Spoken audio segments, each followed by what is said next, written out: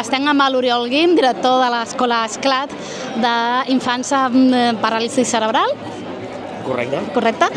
Quin va ser el teu primer contacte amb els serveis educatius i com va ser aquesta entrada de col·laboració entre la vostra escola i els serveis educatius?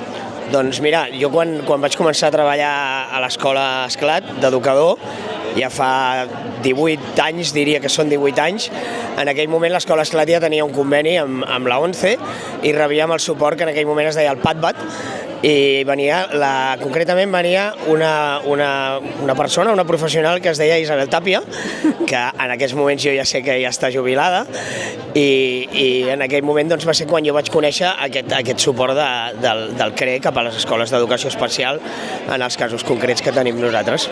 Què et va sorprendre? Vull dir, tothom n'ha sentit parlar de l'educació inclusiva, n'ha sentit parlar dels serveis socials de la ONCE, però quan t'ho trobes, quan comences a col·laborar, era tal qual t'ho imaginaves? Va haver-hi algun fet, alguna circumstància que et va sobtar? Bueno, a mi el que em va sorprendre és que era un tracte molt proper. Si la professional venia a les aules, treballava amb tu a les aules, entrava dintre i treballava amb els teus alumnes. S'arremangava, com t'hem dit tantes vegades. I després, exacte, sí, s'arremangava totalment. I després hi havia com una estona de poder-se reunir fora de l'aula, on la professional et donava alguna mena de recomanacions, de maneres de poder obrar, de consells, per tirar endavant algunes de les activitats. Comentàvem les activitats que havíem fet en aquella sessió i una mica era com un aprenentatge de tècniques o maneres de treballar o comentar les coses que havien fallat o les coses que havien anat bé d'aquella intervenció que s'havia portat a terme aquell dia.